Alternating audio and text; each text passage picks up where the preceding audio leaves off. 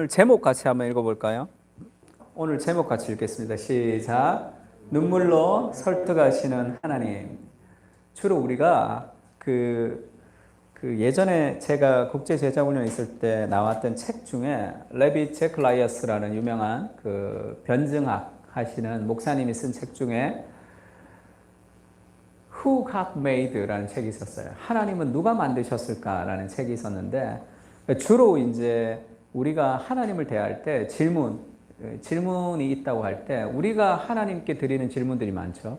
그래서 하나님 누가 만드셨습니까? 하나님은 그리고 나서 우리 인생에 풀리지 않는 의문들을 하나님에게 우리가 질문할 때가 많습니다. 근데 성경을 자세히 보면 하나님도 우리에게 질문할 때가 있어요. 하나님이 질문을 한다.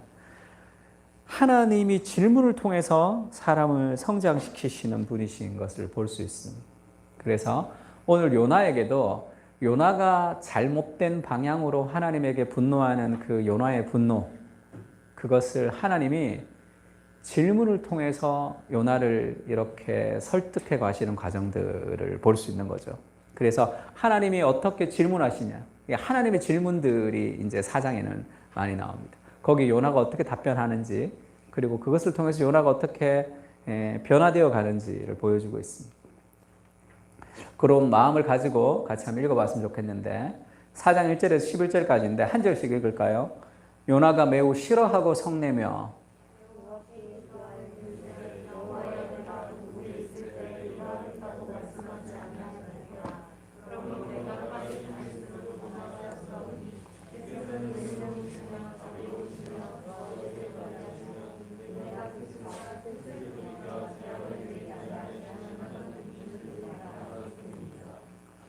여호와여 원하건대 이제 내 생명을 거두어 가소서 사는 것보다 죽는 것이 내게 나음이니이다 하니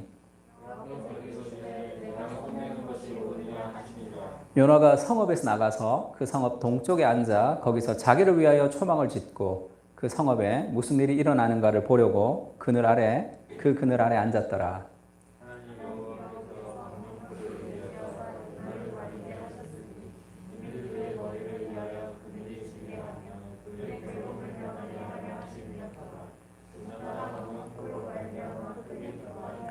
하나님이 벌레를 예비하사 이튿날 새벽에 그 박넝쿨을 갉아먹게 하심에 시드니라.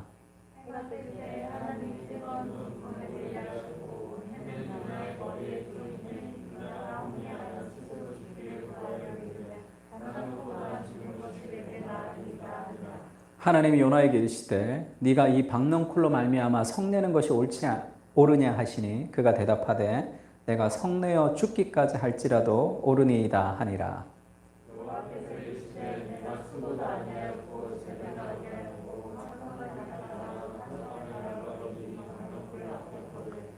같이 읽을까요? 시작. 하물며 이 큰 성읍 니느웨에는 좌우를 분별하지 못하는 자가 12만여 명이요 가축도 많이 있나니 내가 어찌 아끼지 아니하겠느냐 하시니라. 아멘.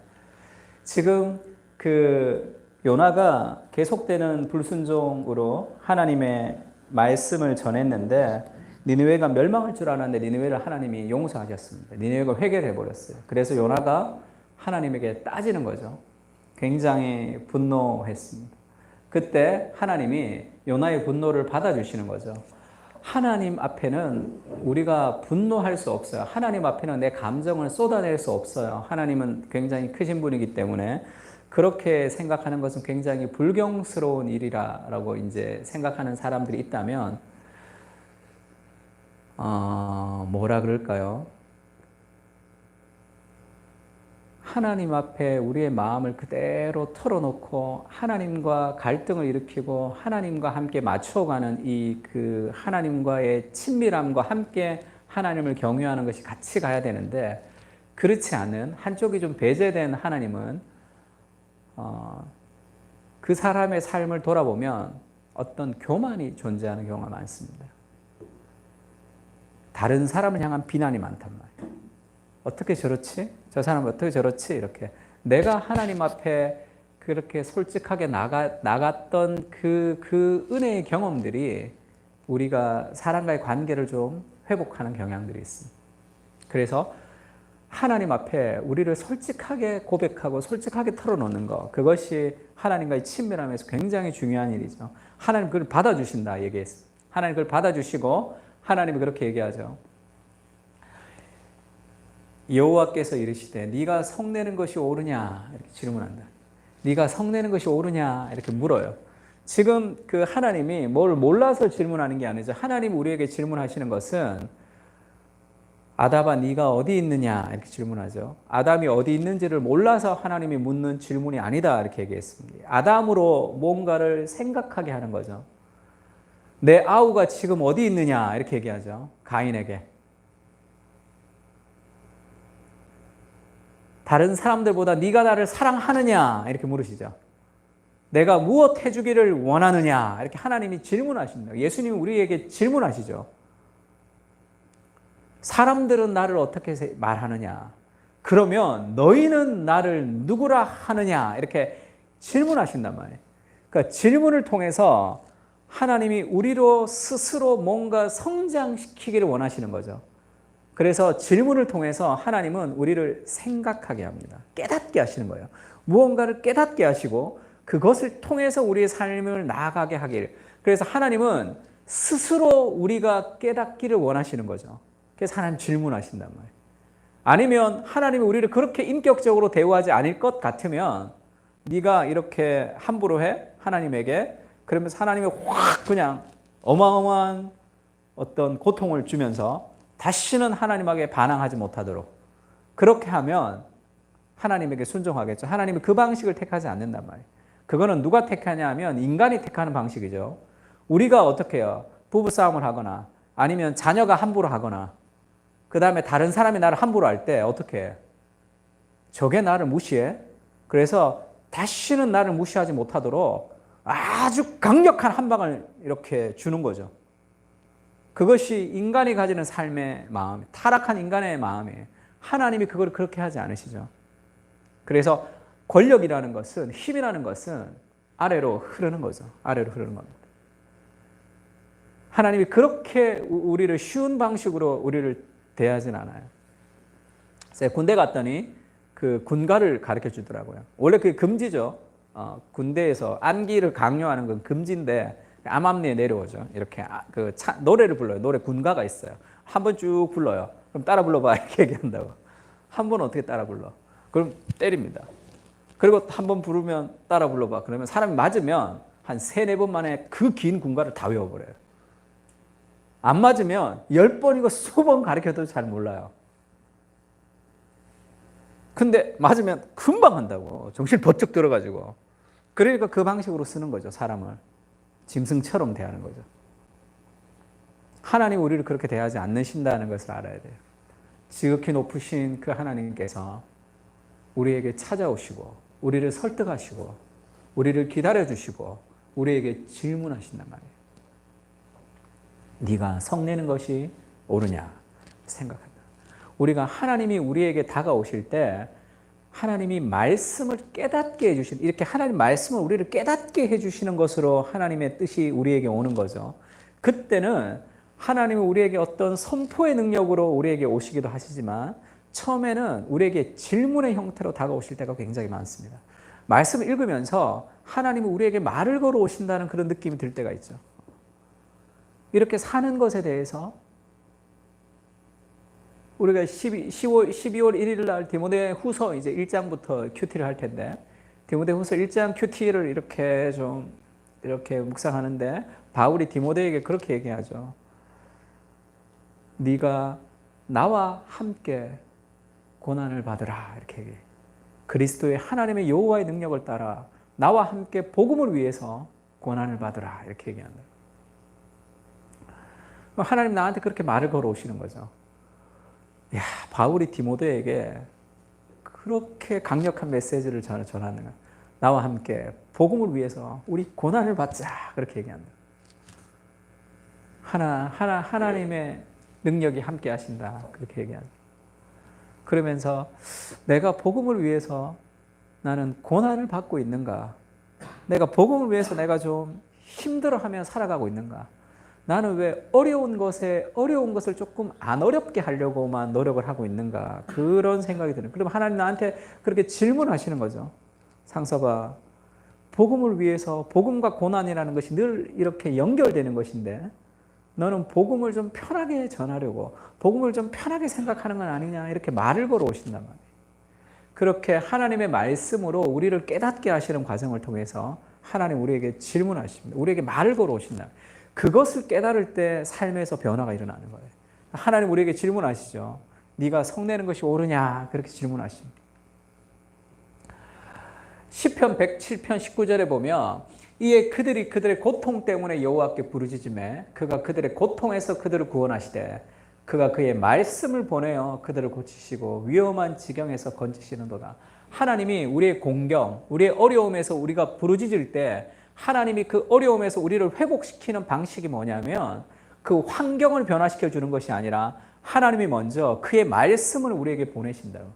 그의 말씀을 보내서 우리에게 뭔가를 깨닫게 하시는 과정을 통해서 우리가 여러 가지 환경에서 벗어나는 사람으로 하나님 만들어 주시는 경우가 많습니다.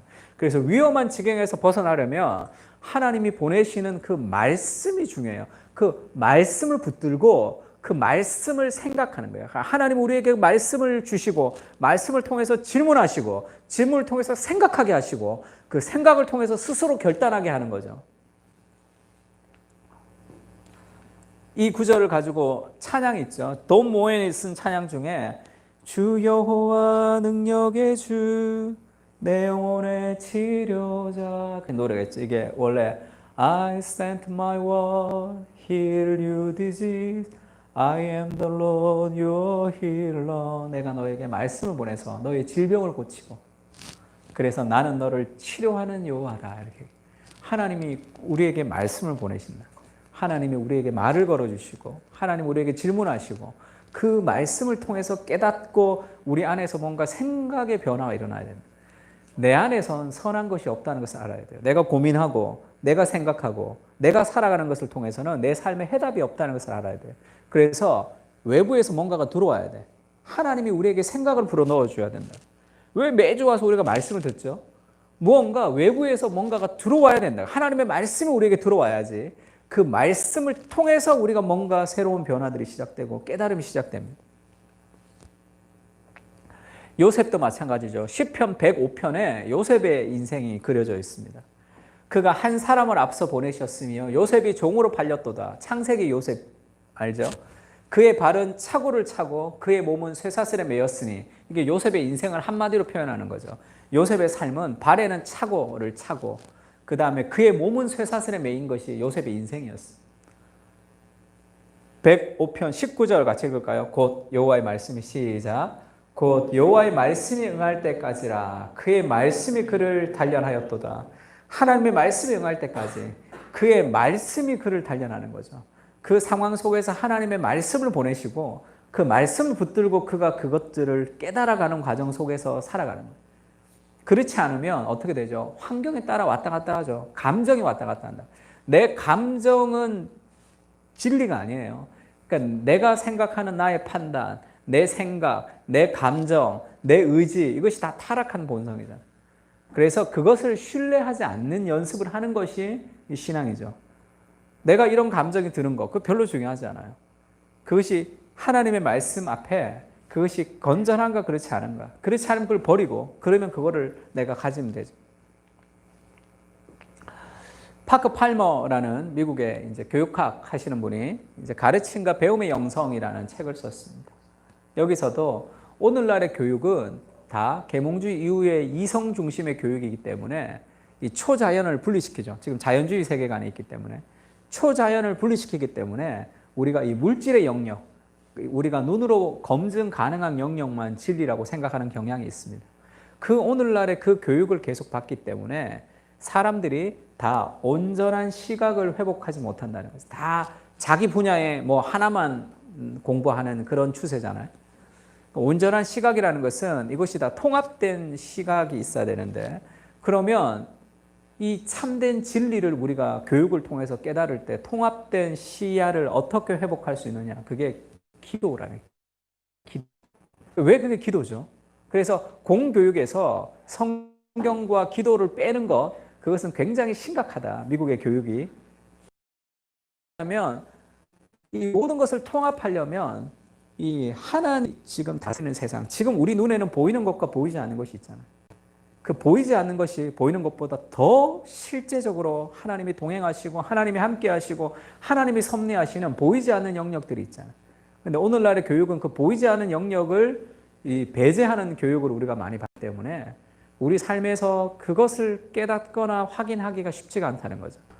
그래서 하나님의 말씀을 우리에게 주셔서 하나님이 깨달으면서 우리의 삶을 인도하는 것을 경험하기가 쉽지 않고, 두 번째는 우리의 삶 속에서 역사하시는 하나님을 경험하는 것도 쉽지가 않은 거예요. 그러니까 온전한 시야를 회복하기 위해서는 하나님께 접속하는 하나님의 시야를 가질 수 있도록, 그때 우리의 삶 속에서 하나님이 우리에게 말씀하시고 그 말씀을 통해서 우리를 인도해 가신다는 것을 경험할 수 있습니다. 그래서 바울도 그렇게 얘기하죠. 아무것도 염려하지 말고 다만 모든 일에 기도와 간구로 하나님께 감사함으로 아뢰면 모든 지각에 뛰어난 하나님의 평강이 그리스도 예수 안에서 너희 마음과 생각을 지키신다. 바울은 굉장히 어렵고 힘든 고난을 많이 겪었는데 하나님의 평강이 우리와 함께 하신다 이렇게 얘기하죠. 고통 가운데, 어려움 가운데 어떻게 하나님의 평강이 함께 하시느냐. 그것을 바울이 그렇게 얘기하죠. 끝으로 형제들아, 무엇이든지 참되며 무엇이든지 경건하며 무엇이든지 옳으며 무엇이든지 정결하며 무엇이든지 사랑받을 만하며 무엇이든지 칭찬받을 만하며 무슨 덕이 있든지 무슨 기림이 있든지 이것들을 뭐 하라는 거죠? 생각하라. 너희는 내게 배우고 받고 듣고 본 바를 행하라. 그리하면 평강의 하나님이 너희와 함께 계시리라. 바울에게 그 환경 속에서 하나님의 평강 가운데 있으려면, 그 환경을 이기는, 내 감정을 이기는 하나님의 평강을 누리려면 생각하는 생각. 그리고 내게 배우고 받고 듣고 본 바. 이게 하나님 말씀이죠. 하나님 말씀을 우리가 깨닫게 된 바를 가지고 우리가 순종하며 행할 때 그때 하나님의 평강이 우리와 함께 하신다. 그래서 우리가 여러 가지 많은 스트레스 있죠. 직장의 스트레스, 가정의 스트레스, 여러 가지 삶의 스트레스가 있을 때 그것들을 해결할 수 있는 방식은 근심의 부재가 아니죠. 생각을 하지 않는 게 아니라고. 근심의 부재가 아니라 하나님의 임재. 하나님의 임재가 그 삶을 정리합니다. 그 삶을 질서 있게 하는 거예요. 힘든 일이 많아요. 스트레스도 많고 어려움이 많습니다. 무엇이 그렇게 힘든지 잘 모르겠지만 늘 힘들다는 말을 달고 살아가는 거예요. 특히 우리의 젊은이들은 더 그렇습니다. Life is difficult. 인생은 원래 힘든 거예요. 타락한 세상은 원래 힘든 것이고 그래서 하나님이 우리와 함께 하시고 동행하시는 것이죠. 그래서 그 힘든 세상 속에서 우리가 하나님의 말씀을 깨닫고 생각하고 묵상하며 살아가는 거예요. 그래서 이 삶의 어려움, 그 삶의 여러 가지 환경을 극복할 수 있는 힘은 생각이라고. 깊이 생각하는 거예요. 지금보다 더 많은 것을 생각하는 거죠. 내 인생은 어디로 가며 나는 무엇을 하며 그 하나님 나라의 거대 담론을 생각하면서 오늘과 연결시킬 수 있는 깊은 생각이 필요합니다. 그래서 고난을 이길 때는 think, 생각하는 거죠. 그 생각이 감사로 연결된다는 거예요. 생각하지 않는 삶에서 삶의 변화가 일어나지 없습니다. 그래서 하나님 우리에게 생각하게 하시는 거죠. 우리에게 찾아오셔서 우리에게 말을 걸어주시고 우리에게 질문하시고 하나님의 말씀을 우리에게 보내셔서 우리로 생각하게 한단 말이에요. 바울도 그렇게 얘기하죠. 생각하건대 현재의 고난은 장차 받을 나타날 영광과 비교할 수 없도다. 현재의 고난을 장차 받을 영광과 비교해서 소망 가운데 그것을 견디려면 생각을 해야 돼요. 생각하지 않으면 현재 고난이 극대화된단 말이에요. 그 생각 속에 하나님을 초대하지 않으면, 하나님의 관점을 가지지 않으면 내가 내 인생의 주권을 가지고 주체성을 가지고 살아가면 결국 내 인생에 힘든 일이 있을 때 우리의 삶을 좌절하거나 내가 잘 되는 일이 있을 때 교만하거나 둘 중에 하나로 인생이 귀결될 수밖에 없습니다. 그래서 생각하는 거죠. 하나님 앞에 하나님을 초대해서 생각한다는 거예요. 너무 힘들어요. 직장 생활이 힘들어요. 가정 생활이 힘들어요. 교회 생활이 힘들어요. 내 인생이 힘들어요. 할 때 하나님을 초대해서 그 생각의 변화가 일어나요. 하나님을 초대한 하나님의 생각으로 우리 삶을 연결시킬 필요가 있습니다. 하나님은 전능하시고 하나님은 온 우주를 창조하신 천지를 창조하신 그 하나님이 나와 함께 하신다고 늘 말씀하지만 그 생각과 묵상을 통해서 그것을 연결시키지 못하는 거죠.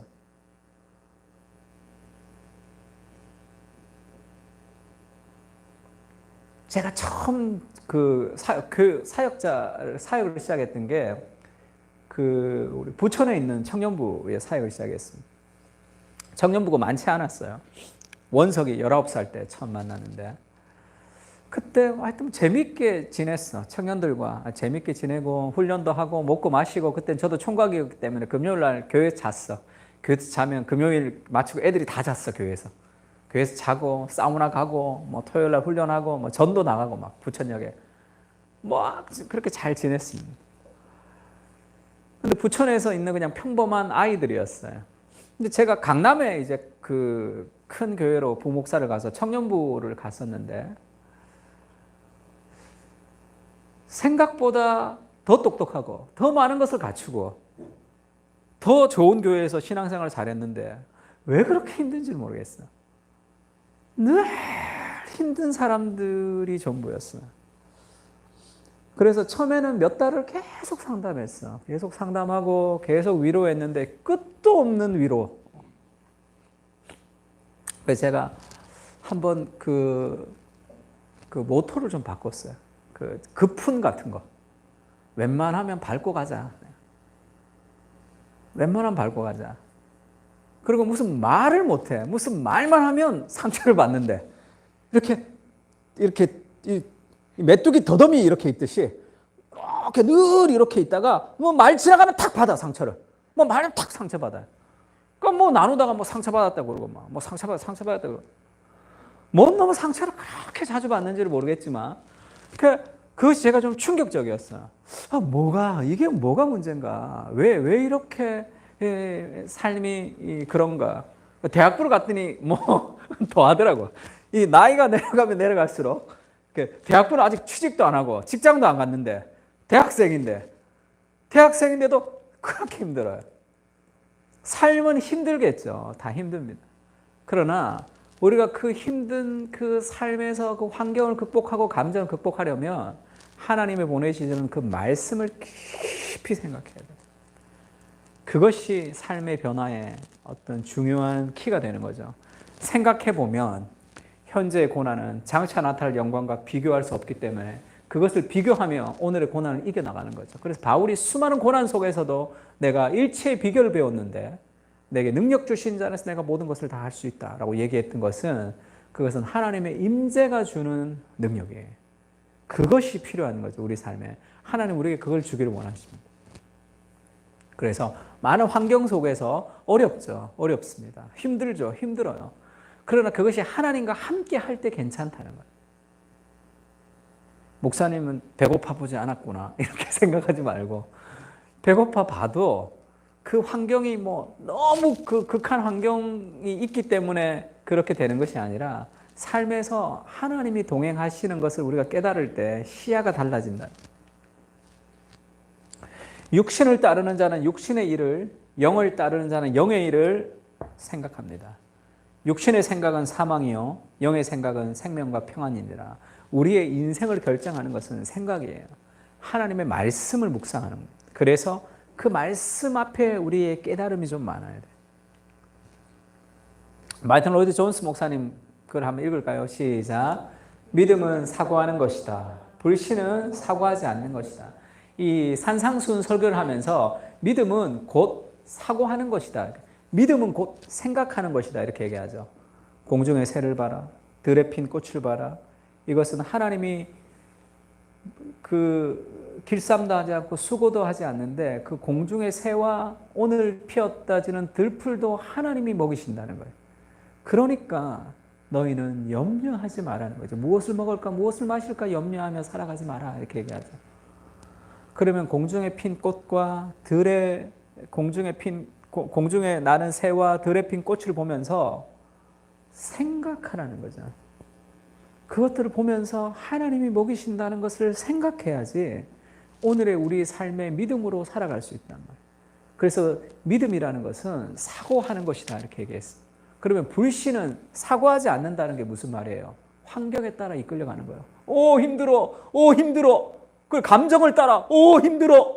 그렇게 감정을 따라가는 거예요. 환경에서 흘러가는 대로 흘러간단 말이에요. 마귀가 장난치는 대로 춤을 추게 되는 거죠. 무언가 막 환경에 밀려올 때, 감정에서 막 뭔가가 폭발할 때 생각하는 그 뿌리를 내린 하나님의 생각, 그 사고하는 능력이죠. 그래서 믿음과 불신은 사고예요. 그래서 믿는 사람과 믿지 않는 사람의 차이는 뭡니까? 복이 뭐예요? 그것이 하나님이 믿는 사람들은 아주 좋은 환경을 주고 믿지 않는 사람은 좋지 않은 환경을 주는 게 아니잖아.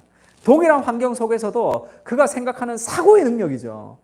하나님과 함께 있는 사람들이 가지는 그 깨달음의 능력이란 말이에요. 지난주에 얘기했던 그 윤선 디자인이라는 정윤선이라는 대표가 그렇게 얘기해서 남편이 뇌종양에 걸려서 아주 힘들어서 어려운 시절을 겪었는데 남편의 뇌종양은 축복 덩어리입니다. 이렇게 얘기한단 말이에요. 그건 힘들지 않다는 얘기가 아니에요. 지금도 힘들지 않다는 얘기가 아니죠. 근데 어떻게 남편의 뇌종양은 우리 가정의 축복 덩어리라고 그렇게 얘기할 수 있느냐. 그거는 그와 하나님이 함께 하신 그의 삶의 시야가 바뀌는 거죠. 하나님이 요나에게 지금 그 생각의 전환, 생각의 변화를 우리에게 주기 위해서 질문하는 거죠. 생각하라는 거예요. 질문을 통해서 생각하는 거예요. 그래서 그것들을 믿음으로 사고하기를 원하시는 거죠. 레어 리더십이라는 책이 있어요. 이 책을 출판사에서 좀 검토해서 이것을 좀 출판하면 될까요 말까요 그렇게 연락이 와서 한번 봤더니 뇌과학 같은 게 있어가지고 처음엔 조금 이거를 출판해야 되나 말아야 되나 잘 몰랐습니다. 그러니까 몇 페이지를 봤는데 잘 모르겠더라고요. 그래서 그 페이지를 좀 번역해서 좀 이렇게 달라 그래서 봤더니 책이 굉장히 내용이 좋아가지고 출판하기로 하고 지금 번역을 다 했습니다. 번역을 하고 1월에 이제 나올 거예요. 그러니까 레어 리더십이니까 흔하지 않는 리더십 이런 뜻인데 진귀한 리더십. 근데 이게 약자예요, 약자. 레어라는 약자예요. remain relational, 그러니까 관계성을 유지하고 자신답게 행동하고 기쁨을 회복하고 그 다음에 고난을 잘 견디는 이런 리더십이 필요하다 해서 이제 그 레어 리더십이라고 해요. 이 책 보면 재미있는 얘기가 나오는데 이런 관계성, 그러니까 일을 처리하는 관리형의 리더는 그 뇌에서 어디가 작용하냐면 그 슬로우 트랙이라고 그래요. 그것은 추론하고 생각하고 뭐 그런 슬로우 트랙이 작용하고 관계를 세우는 사람과의 관계를 세우는 거는 그런 패스트 트랙. 그거는 쉽게 얘기하면 그냥 되는 거예요. 자연스럽게 그렇게 되는 거예요. 지금 이게 이렇게 되니까 이때는 요거를 생각해야지라는 것이 아니라 패스트 트랙에서는 그냥 아는 거죠. 그냥 가는 거. 근데 그게 어디서 이루어지느냐 하면 하나님과의 오랜 관계, 하나님과의 오랜 관계 속에서 그것이 습관이 될 때 우리 삶의 습관이 된 어떤 무엇들은 패스트트랙에 저장이 된다는 거예요. 그래서 그거는 우리가 뭔가 없이 그냥 자동적으로 그렇게 흘러나간다는 거죠.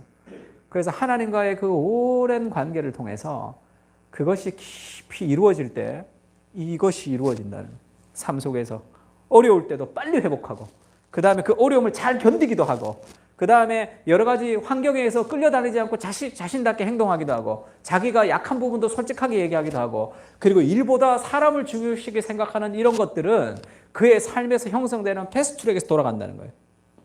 그래서 지금 이때 사람을 더 생각해야지 그것이 아니라 그것이 자연스럽게 이루어지는 삶의 습관은 하나님과의 오랜 관계성에서 오는 그래서 우리의 그 습관을 통해서 무언가가 바뀔 때 그것이 쉽게 이루어진다는 거예요. 그래서 이 레어 리더십을 가진 사람들은 쉽게 사람들을 이끌어 간다는 거죠. 근데 그게 왜 쉽죠? 그 삶 속에 하나님과의 깊은 관계 속에 자기 자신을 거부하고 자기 생각을 거부하고 하나님 말씀을 순종하는 그 삶의 그 과정 속에서 이루어지는 거죠. 그래서 우리의 생각은 굉장히 중요합니다. 하나님의 말씀을 묵상하는 것은 그래서 중요해요. 말씀을 깊이 묵상해요. 늘 말씀을 묵상해요. 그것이 인생의 가장 큰 삶의 행복이에요. 여호와의 말씀을 주야로 묵상하여 그 율법을 주야로 묵상하는 그 사람이 여호와의 율법을 즐거워하여 주야로 묵상하는 그 사람이 행복한 사람이다. 성경 그렇게 얘기해요. 시편에. 그러니까 그것이 우리의 삶에서 우리의 삶의 환경에 이끌림과 감정에 이끌리지 않고 우리를 살아가게 하는 삶의 방식이에요. 그것이 필요하죠. 그 삶이. 그래서 하나님이 우리에게 깨닫게 하시고 우리에게 생각하게 하시는 그것을 우리가 잘 기억해야 돼요. 말씀을 묵상하면서 하나님이 우리에게 질문하시는 질문을 들어야 돼. 그래서 말씀을 쭉 묵상하다 보면 그런 마음 들 때가 있죠. 아, 내가 이렇게 사는 것이 맞나? 그런 생각이 쓱 들 때도 있어요. 그리고 내가 하나님 앞에 이렇게 살아야 되겠다는 삶의 결단이 있을 때도 있죠. 하나님 우리에게 생각을 통해서 우리의 생각을 통해서 하나님이 우리를 인도하시는 분이다라는 것을 좀 기억해야 돼요. 4장 4절에 보면 여호와께서 이르시되 네가 성내는 것이 옳으냐 이렇게 질문해요. 질문해서 4장 5절에 보면 요나가 성읍에서 나가서 그 성읍 동쪽에 앉아 거기서 자기를 위하여 초막을 짓고 그 성읍에 무슨 일이 일어나는지를 보려고 그늘에 앉았더라. 이게 약간 안 맞단 말이에요. 하나님이 질문했는데 뜬금없이 갑자기 요나가 성읍에서 나가서 성읍 동쪽에 앉아 초막에서 무슨 일이 있는지를 보려고 그늘에 앉았단 말이에요. 그러니까 이게 문맥이 잘 맞지 않으니까 여러 가지 사람들이 생각이 있습니다. 그 생각 속에서 어떤 사람이 이렇게 얘기했어요. 3장 4절과 5절 사이에 얘기 들어가야 되는데 잘못 썼다는 거예요. 필사자가. 요나가 성읍에 들어가서 하루 동안에 다니며 외쳐 이르되 40일이 지나면 니느웨가 무너지리라. 니느웨 사람들이 믿고 금식을 선포하여 회개했더라. 40이 지나면 무너지리라 하고 요나가 성읍에서 나가서 그 성읍 동쪽에 앉아 거기서 자기를 위하여 초막을 짓고 성읍에 무슨 일이 일어났는지를 보려고 그늘에 앉았더니 회개했더라. 뭔가 말이 딱 맞잖아. 말이 아주 딱 맞죠. 그래서 이 실수했다는 거예요. 사람이 옮겨 쓰다가. 근데 그렇지가 않아요.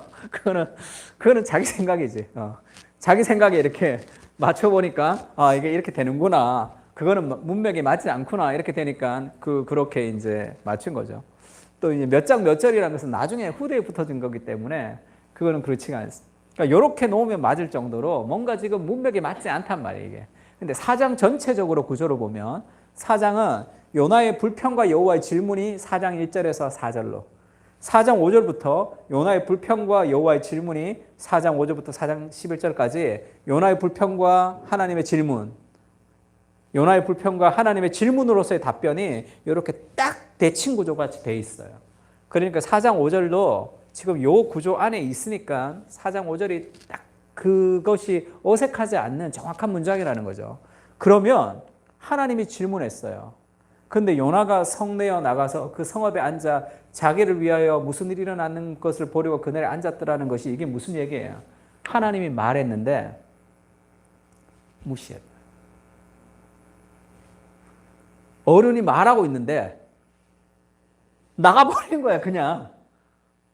하나님이 지금 요나야, 네가 지금 그러는 것이 옳으냐 그랬더니 그냥 사춘기 애들 같이 어른 말씀하시는데 지금 그냥 확 나가버리는 거예요. 나가버리면서 자기는 이제 심판해라. 심판하라는 거예요, 하나님에게. 심판 안 하면 안 돼. 나 죽어버리겠다 얘기했다가 나 죽겠다고 얘기했다. 근데 네가 성내는 것이 옳으냐 그랬더니 그냥 가버리는 거예요. 가고 나서 지금 동쪽에 앉아서 초막을 짓고 성읍에 무슨 일이 일어나는지를 보려고 그늘에 앉은 거예요. 심판하는지 안 하는지 보는 거예요. 지금. 자기는 심판을 선언한 거예요. 그러게 하나님과 완전한 적대, 하나님을 완전히 거부하는 창조주 하나님이 자기에게 낮추셔서 자기에게 질문하고 자기를 깨닫게 하지만 절대 고집을 꺾지 않죠. 이게 삶의 그 우상, 민족성이라는 그 우상이 하나님보다 더 사랑의 대상이기 때문에 이 갈등을 일으키는 거죠. 그래서 하나님이 말씀하시는데도 그냥 가버려. 이걸 보고 있습니다. 그러면서 뭐 그런 생각도 있었겠죠. 이것들 회개했는데 또 죄 짓나 안 짓나 보라. 한 번만 죄 지면 딱 보면 이거 죄 졌지. 그렇게 하나님 심판하라고. 하여튼 그런 눈을 부라리면서 거기서 보고 있겠죠. 그러니까 어쨌든 지금 요나는 하나님을 향해서 완전한 거부 반응을 보이는 거예요. 그리고 내 뜻대로 해야 되는 거예요. 하나님 앞에 고집을 부리고 있습니다. 하나님이 여호와께서 박넝쿨을 예비하사 요나를 가리게 하셨어요. 박넝쿨을 예비해서 요나를 가리게 하셨습니다. 햇빛이 있으니까. 그의 머리를 위하여 그늘을 지게 하며 그의 괴로움을 면하게 하려 하심이었더라. 요나가 박넝쿨로 말미암아 크게 기뻐하였더니, 여러 가지가 함축되어 있는데 박넝쿨을 하나님이 예비하셨어요. 요나를 가리게 하셨다 할 때 이 가렸다. 그래서 이 그늘이 졌다, 가리다, 그늘이 지다 할 때 이 가리다는 말이 구원하다라는, 구원을 면해주다, 심판을 면해주다라는 단어와 똑같은 단어예요. 그래서 그 니느웨에게 심판을 면해주는 그런 의미가 있습니다. 그리고 박넝쿨로 말미암아 크게 기뻐하였더라 할 때 이거 great joy라고 번역했어요. 그러니까 막 구원의 기쁨 같은 그런 기쁨을 막 나타내는 거예요. 그러니까 지금 이것이 지금 요나에게 니느웨를 구원하셨던 그 하나님의 마음을 조금 보여주고 싶은 거죠. 하나님이 박넝쿨을 예비해서 그렇게 했습니다. 이 괴로움을 면하게 하다 할 때 이 괴로움도 악이에요. 그 악이 상달되었도다 할 때 그 악한 민족이기 때문에 심판하라 할 때 그 악을, 이 괴로움을 면하게, 그러니까 그 악을 면해주고 심판을 면해주고 그들을 구원해주는 그 하나님의 그 모습이 요 그림 안에 그대로 담겨져 있어요. 뉘앙스가. 그리고 요나는 어떻게 생각했을까요? 아, 이제 하나님 내 말 좀 듣나? 이제 나한테 잘해주나? 그런 생각했죠. 박넝쿨을 예비하사 요나를 가리게 했다는 것은 요나가 지금 그 박넝쿨이 있는 곳으로 하나님이 옮긴 게 아니에요.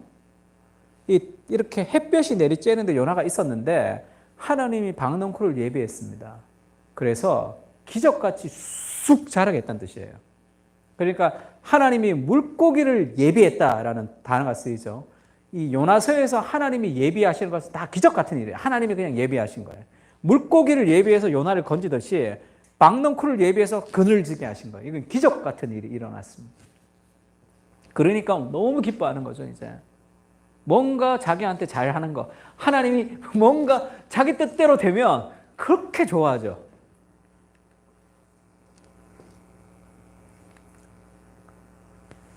(7절에) 하나님이 벌레를 예비하사 이튿날 새벽에 그 박넝쿨을 갉아먹게 하심에 시들었어요. 해가 뜰 때에 하나님이 뜨거운 동풍을 예비하셨고 해는 요나의 머리를 쪼이며 요나가 혼미했습니다. 뜨거운 햇빛이 막 내리쬐니까 스스로 죽기를 구하며 또 사막 같은 데서 일어나는 이 동풍은 굉장히 아주 이렇게 위험한 그런 아주 심각한 바람이라는 얘기가 있습니다.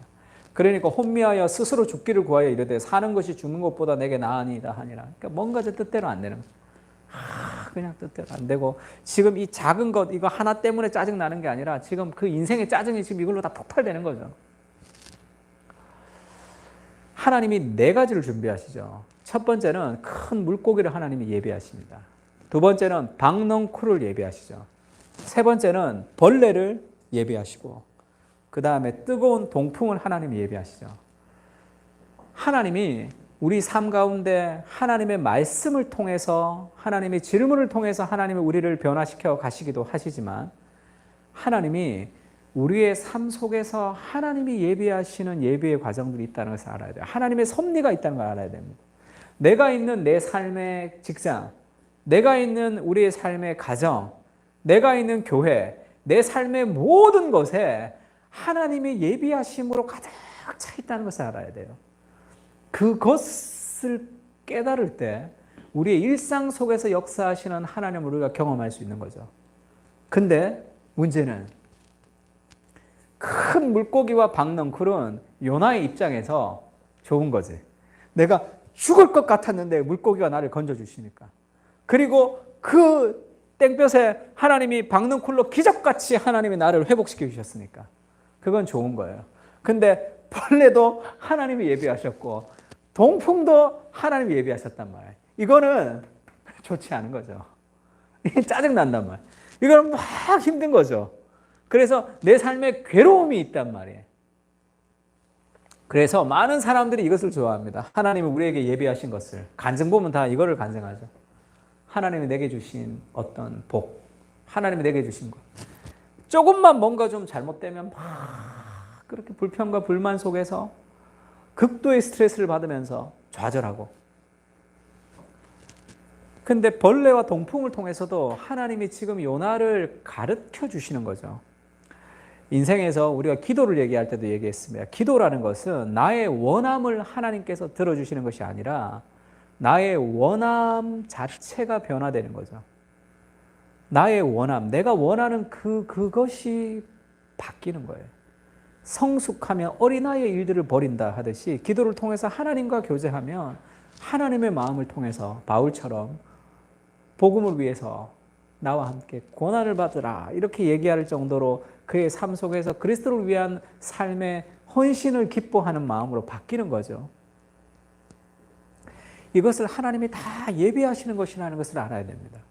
벌레도 동풍도 하나님이 그 어렵고 나를 짜증나는 그런 환경과 상황 속에서 결국 요나를 하나님이 원하시는 정말로 더 거룩하고 정말로 더 행복한 길로 하나님이 인도하는 과정이죠.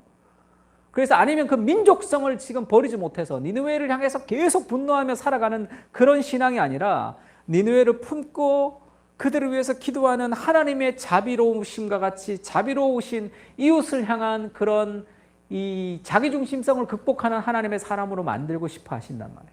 그러면 하나님 우리 삶 가운데 예비하시는 모든 어려움은 그 어려움을 통해서 우리를 회복시키시고 우리를 변화시켜 가시는 하나님의 교보제라는 것을 알아야 돼요. 그래서 두 가지를 기억해야 되는데 하나는 주의 말씀을 통해서 우리를 깨닫게 하시면서 하나님이 우리를 바꿔가시고 그리고 우리 삶 속에 역사하시는 하나님을 기억해야 됩니다. 우리의 삶 속에서 하나님의 것들로 가득 차 있죠. 하나님이 예비하신 것으로 가득 차 있단 말이에요. 그걸 알지 못하는 거죠. 그래서 벌레와 동풍에게 극도의 화를 내죠. 내 죽어버렸으면 좋겠다. 그렇게 얘기한다. 신명기 8장 2절에는 여호와께서 40년 동안 광야의 길을 걷게 하신 것을 기억해라 이렇게 얘기하죠. 40년 동안의 광야의 길을 이스라엘이 걸었던 것은 첫 번째는 이스라엘의 죄 때문입니다. 이스라엘의 죄 때문에 그들이 40년 동안의 광야의 길을 걷지만 그런다 하더라도 그 광야는 심판의 의미가 있는 게 아니에요. 정화의 의미가 있습니다. 그것을 성숙의 의미가 있어요. 비록 우리의 죄로 인해서 겪는 나의 실수로 인해서 겪는 고통일지라도 그것은 단순히 죄를 징계하며 그 죄에 대한 형벌로서의 그런 어려움이 아니라 어떤 어려움도 그것은 우리를 거룩하게 하시는 하나님의 과정이라는 것을 알아야 됩니다. 너를 낮추시며 너를 줄이게 하시며 또 너를 알지 못하면 내 조상들도 알지 못하던 만나를 내게 먹으신 것은 사람이 떡으로만 사는 것이 아니요 여호와 입에서 나오는 모든 말씀으로 사는 줄을 네가 알게 하려 하심이라. 그 40일 광야를 통해서 그 광야에서 어려움을 통해서 그들에게 하나님이 알려주고 싶었던 삶의 레슨은 사람이 떡으로 살지 않고 하나님의 말씀으로 사는 것이죠. 예수님의 말씀으로 비유하자면 너희가 나는 포도나무여 너희는 가지이니 너희가 나를 떠나서는 아무것도 할 수 없습니다. 그것을 알려주고 싶다는 거예요. 그것을 우리가 삶의 어려움 속에서 깨닫는 거죠. 우리가 원치 않는 환경과 원치 않는 감정 속에서 이게 내 힘으로 안 되는구나. 이게 가정생활이라는 게 내 힘으로 안 되는 거야. 직장생활이라는 게 이게 내 힘으로 안 되는구나. 이게 세상이라는 것이 내 힘으로 살아갈 수 없구나. 지금도 코로나 사건을 통해서 인간이 겸손해지는 이유가 뭐죠? 인간이 뭔가를 다 하고 뭔가 발전하고 좋은 줄 알았더니 인간이 정말 어리석구나. 이런 일을 다 인간의 탐욕이 가지고 온 거죠. 그런 인간의 연약함들을 지금 깨닫는 거죠. 예수님도 고난을 통해서 온전하게 하심이 합당하셨습니다. 예수님도 그렇게 되셨어요. 그래서 지금 그것을 하나님이 예비하신 것, 그것에 요나가 계속 화를 내니까 하나님이 두 번째 질문하시죠. 하나님이 요나에게 이르시되 네가 이 박능쿨로 말미암아 성내는 것이 어찌 옳으냐. 하나님이 또 질문하시죠. 네가 어찌 옳으냐. 그가 대답합니다. 이제 내가 성내어 죽기까지 할지라도 옳으니이다 이렇게 얘기해요. 2장의 기도를 보면 2장의 기도는 이게 회개를 했는지 회개를 덜 했는지 모르는 기도예요. 약간 애매한 기도입니다. 회개하기도 했지만 회개하지 않는 모습이 남아있는 기도죠. 하나님이 그거를 4장에서는 완전히 들추어내시죠. 그의 삶 가운데 있었던 삶의 교만, 그것을 완전히 다 들추어내신단 말이에요. 지금 완전히 폭발한 거죠. 내가 성내어 죽기까지 할지라도 오르니이다 이렇게 얘기했어요. 하나님이 다시 질문합니다. 여호와께서 이르시되 네가 수고도 아니하였고 재배도 아니하였고 하룻밤에 났다가 하룻밤에 말라버린 이 박농쿨을 아꼈거늘 하물며 이 큰 성읍 니느웨에서 좌우를 분별하지 못하는 자가 12만 명이요 가축도 많이 있나니 내가 어찌 아끼지 아니하겠느냐. 이렇게 열린 결말로 끝이 나요. 하나님이 그렇게 권고하면서 끝이 난다고. 누가복음 15장의 아들이 아버지에게 분노할 때 첫째 아들이 분노하죠. 내가 이걸 다 했는데 아버지는 안 해주시고 그 집에 돈을 다 썼던 제가 왔더니 어떻게 잔치를 베풀어 주십니까? 할 때 그 아버지도 그 큰아들에게 얘야 내 것이 다 네 것인데 지금 들어가서 함께 기뻐하는 것이 마땅하지 아니하냐 이렇게 권고하면서 끝이 나요. 권고 화내면서 끝이 나는 게 아니라 네가 선지자야. 선지자가 그 모양이야. 이렇게 그렇게 하나님 얘기하지 않죠. 지금 여기서 10절에 이 박농쿨을 아끼다 할 때 이 말이죠. 아끼다. 그 다음에 하나님이 그 느느웨를 아끼다 할 때 그 어려움을 통해서 하나님의 마음을 지금 요나에게 느끼게 해주고 싶은 거죠. 이 아끼다 할 때 이 아끼다라는 마음은 이 pity, 하나님이 긍휼히 여기다는 마음이에요. 긍휼히 여기다는 이 마음을 이 팀 켈러가 요나서를 설교하면서 NIV 어플리케이션 사전에서 그거를 발견하고 요 구절의 제목을 이렇게 썼습니다. The God who weeps. 하나님이 눈물 흘리시는 하나님이라고 표현했어요. 그 긍휼히 여기다는 단어의 뜻을 보면 그것이 너무 가슴이 아파서 눈물 흘리다라는 그런 단어의 의미가 있습니다. 그러니까 하나님이 우시는 거죠. 하나님의 눈물 보이는 거죠. 왜냐하면 요나가 변화되지 않기 때문에 요나가 그렇게 고집을 부리기 때문에 하나님이 요나에게 그 마음을 알려주고 싶은 거죠. 니느웨를 향한 하나님의 마음을 좀 알려주고 싶은 거죠.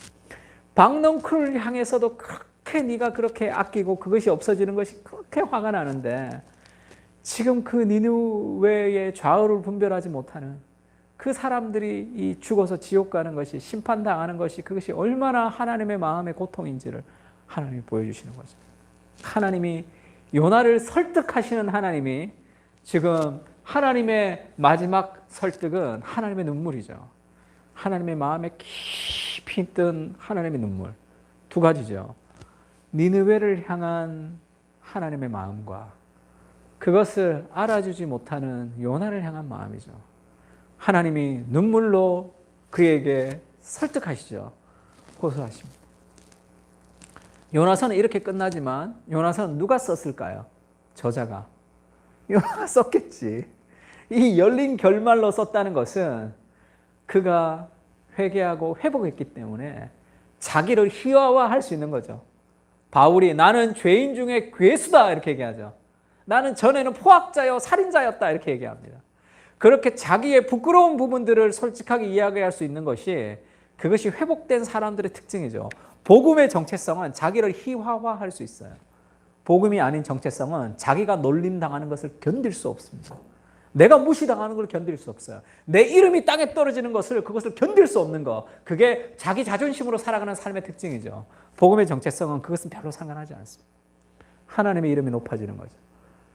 내가 잘못해서 내가 실수로 그것이 나의 명예와 우리 가정에 아픔을 주었기 때문이 아니라 그것으로 인해서 하나님의 명예가 실추된 것에 대한 아픔이 있는 거죠.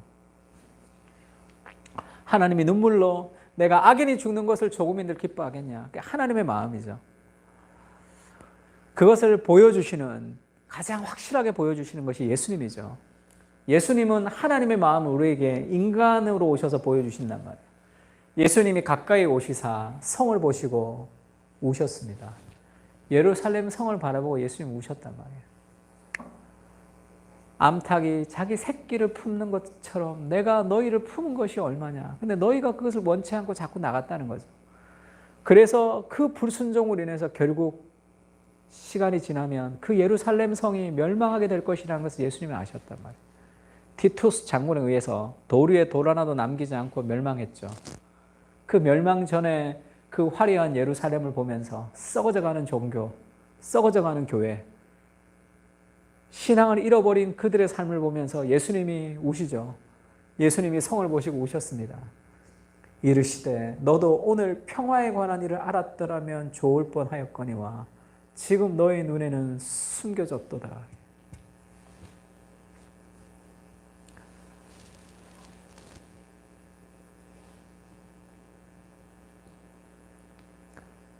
그것이 교회를 향한 눈물이죠.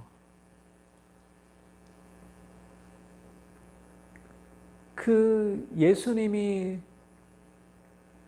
너무 마음이 아프셔서 오시는 거죠. 왜냐하면 예수님이 사람의 마음은 자발적인 순종을 통해, 사랑으로 자발적인 순종을 통해 우리를 헌신하게 하시는 사랑의 관계를 원하시기 때문에 하나님이 끝없이 설득하시는 거죠. 눈물로 호소하신단 말이에요.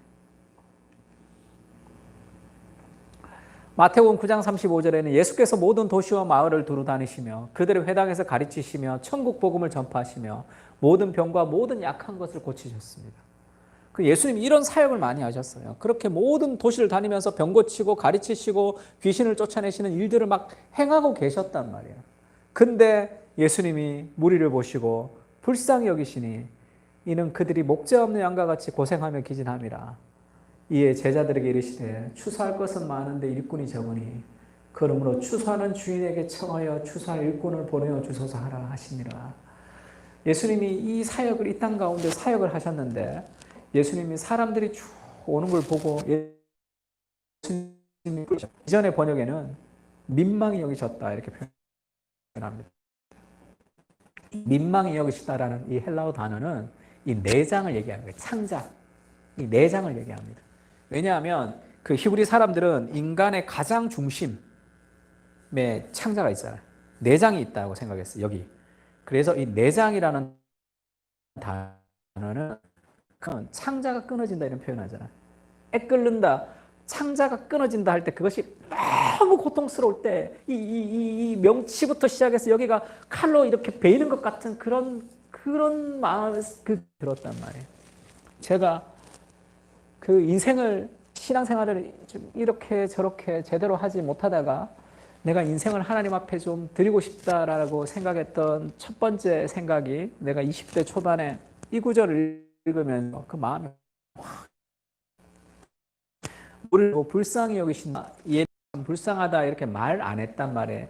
예수님이 말하지 않았는데 이 마태복음을 기록한 마태는 예수님이 무리를 보시고 민망히 여기시고 무리를 보시고 가슴 아파하신다는 것을 알았습니다. 예수님의 음성과 예수님의 눈빛과 예수님의 삶을 통해서 예수님이 가슴 아파한다는 것을 알았어요. 그게 내 마음에 확 왔습니다. 하나님의 아들이 모든 영광을 버리고 세상을 구원하러 오셨는데 그리고 이런 사역을 많이 하시잖아요. 근데 왜 마음이 아프셔야지 되지? 하나님의 하늘의 영광을 버리고 이 땅에 오셔서 이제 쫙 구원하고 세상 가운데 확 이제 그렇게 돼야 되는데 왜 하나님의 아들이 하나님 전지전능하신 하나님이 이 땅에 오셔서 인간으로 오셔서 인간을 구원하기 위해서 일하는데 왜 가슴이 아프셔야지 되는지가 너무 힘들었어요. 왜 예수님이 저걸 다 버리고 전지전능하신 예수님이 이 땅에 오셨는데 왜 그렇게 예수님이 가슴 아픈 인생을 사셔야 되죠? 그건 사람들 때문이죠. 추수할 것은 많은데 일꾼이 없다는 거예요. 그래서 하나님에게 추수할 주인에게 추수할 일꾼을 보내어 주셔서 기도하라. 그렇게 제자들에게 얘기하는 거죠. 그게 마음에 확 와닿았어요. 아, 예수님에게 사람이 없는 거죠. 예수님이 이 땅에 오셔서 혼자 뭔가를 다 이루고 가시는 것이 아니라 예수님이 이 땅에 오셔서 했던 모든 사역은 그리스도의 교회를 이 땅에 남기는 거죠.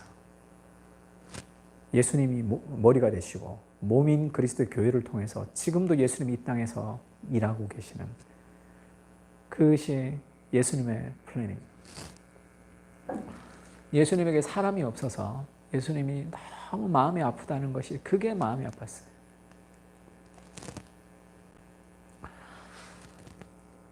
그래서 예수님 부족하지만, 근데 제가 고등학교 졸업하고 대학도 24살 될 때까지 대학도 안 갔을 텐데, 부족하지만 정말로 사람이 없으면 나도 되겠습니까? 그러니까 뭐라 그럴까, 그 예수님의 아픈 마음을 조금이라도 좀 뭐라도 좀 하고 싶다, 이런 마음이 좀 들었어요.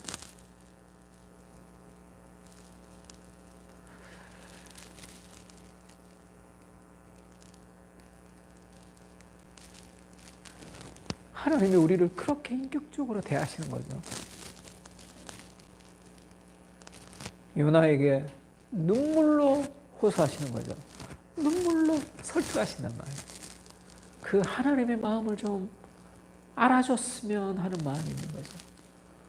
그 하나님의 마음을 가장 극적으로 표현한 게 뭡니까?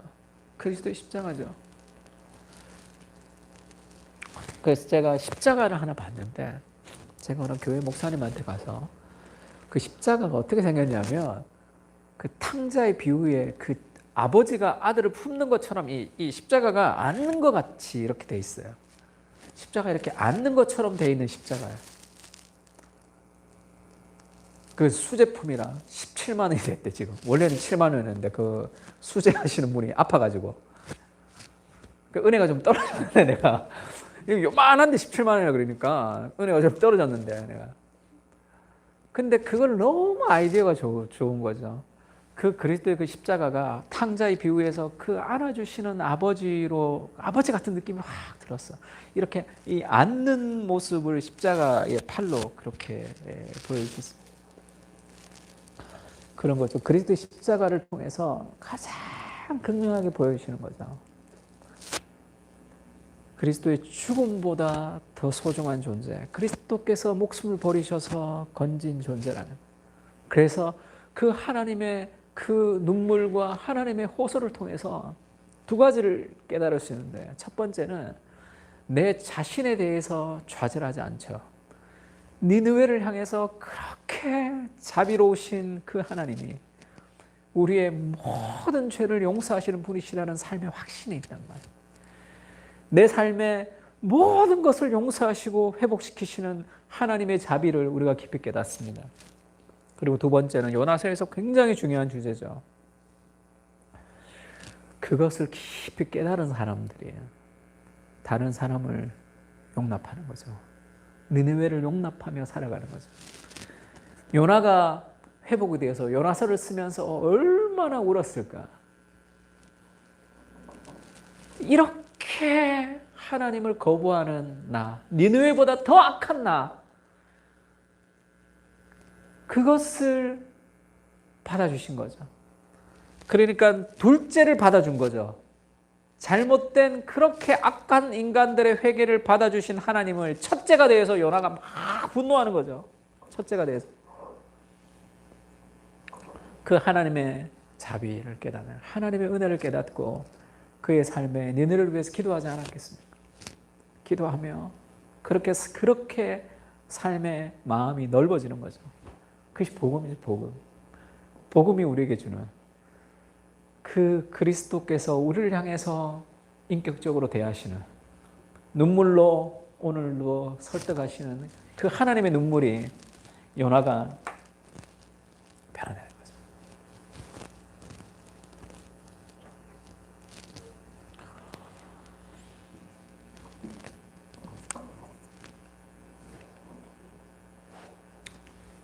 그래서 그 변화된 요나가 그것을 쓰는 거죠. 우리 하나님 우리를 어떻게 대하시는지, 우리를 질문하시고 우리를 참아주시고 우리를 기다리시는 그 하나님, 그 은혜 앞에 좀 나갔으면 좋겠습니다. 한번 찬양할까요, 우리? 찬양 가사가 여호와께 돌아가자. 가사가 내 백성이 나를 떠나 돌아섰지만 내 사랑이 내 백성을 포기 못하니 내 모든 것을 내어주고 내가 그들을 얻으리라. 여호와께 돌아가자. 우린 돌아서도 그는 변치 않네. 여호와께 돌아가자. 우린 돌아서도 그 사랑 영원하네. 사랑은 오래 참고 자신을 내어주고 서로 사랑할 때 세상은 줄을 보고 사랑은 절대 지지 않는 우리를 향해 오래 참으시는 그 하나님의 그 사랑이 우리를 회복시키고 또 수많은 삶의 대인관계를 회복시키는 것을 한번 찬양했으면 좋겠습니다.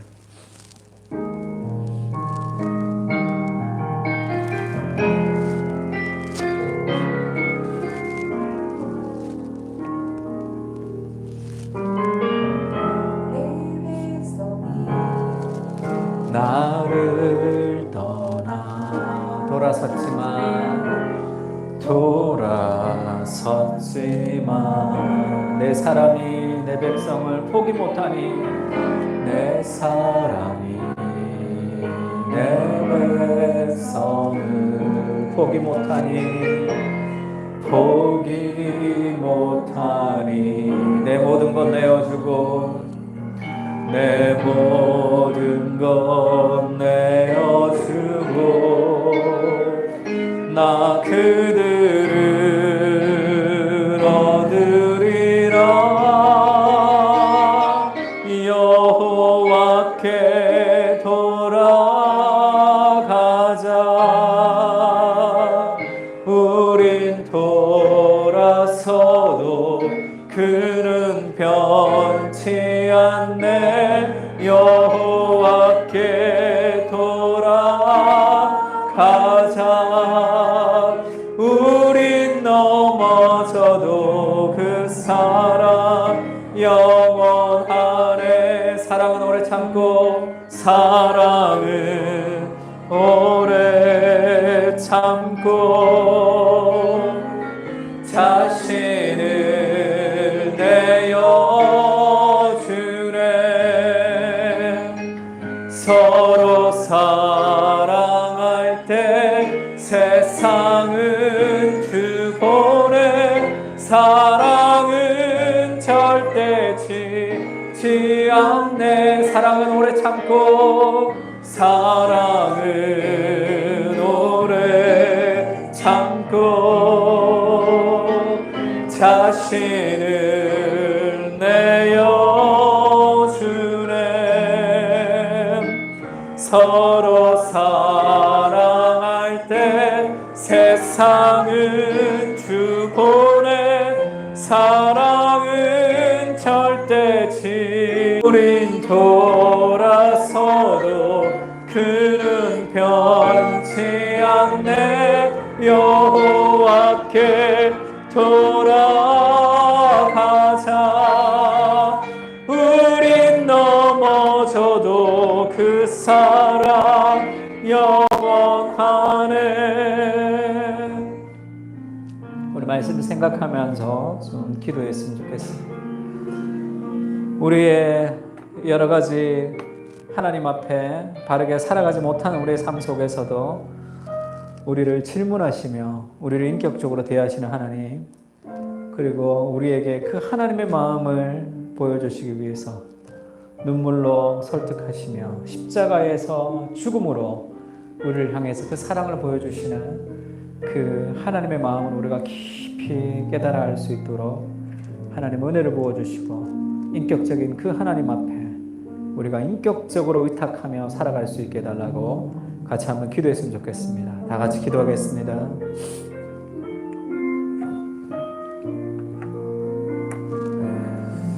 내가 성내는 것이 옳으냐